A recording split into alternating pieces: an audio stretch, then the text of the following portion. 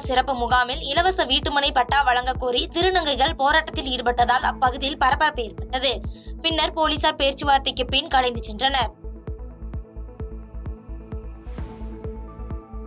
திருப்பூர் மாவட்டம் மடத்துக்குளம் அருகே அமராவதி ஆற்றின் கரையில் இளம்பெண் கை கால் வாய் கட்டப்பட்ட நிலையில் அடித்து கொலை செய்யப்பட்ட சம்பவம் பெரும் பரபரப்பை ஏற்படுத்தியுள்ளது. இதுகுறித்து மடத்துக்குளம் காவல்துறையினர் தனிப்படை அமைத்து விசாரணை மேற்கொண்டு வருகின்றனர். காங்கேயத்தில் அதிமுக கழக செயல் வீரர்கள் கூட்டம் மற்றும் கழக உறுப்பினர்களுக்கு புதிய உறுப்பினர் அட்டை வழங்கும் தொடக்க விழா பொள்ளாச்சி வி. ஜெயராமன் தலைமையில் நடைபெற்றது. வந்தவாசி அடுத்த கீழ்கொடுங்காலூரில் மக்களுடன் முதல்வர் முகாமை தொடக்கி வைத்து நாடாளுமன்ற உறுப்பினர் MS தரணிவேந்தன், சட்டமன்ற உறுப்பினர் S. அம்பேத்குமார் நலத்திட்ட உதவிகளை வழங்கினர். செஞ்சியில் முகப்பு விளக்கு பழுது காரணமாக அரசு பேருந்து பாதி வழியில் நிறுத்தப்பட்டது. இதன் காரணமாக 1 மணி நேரத்திற்கு மேலாக பேருந்து சாலையிலேயே நிறுத்தப்பட்டதால் பயணிகள் பெரும் அவதிக்குள்ளாகினர். சேலம் மாவட்டம் சங்ககிரி பகுதிகளில் சுற்றுச்சூழல் பாதுகாப்புத்துறை, வருவாய்த்துறை அதிகாரிகள் விநாயகர் சிலை தயாரிப்பு நிலையங்களில் திடீர் ஆய்வு மேற்கொண்டனர். இதனால் அப்பகுதியில் சிறிது நேரம் பரபரப்பாக காணப்பட்டது.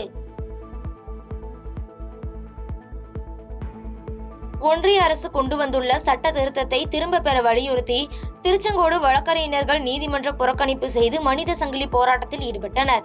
இந்த போராட்டத்தில் 30ற்கும் மேற்பட்ட வழக்கறிஞர்கள் மனித சங்கிலியில் இணைந்து கோரிக்கைகளை வலியுறுத்தி முழக்கங்களை எழுப்பினர்.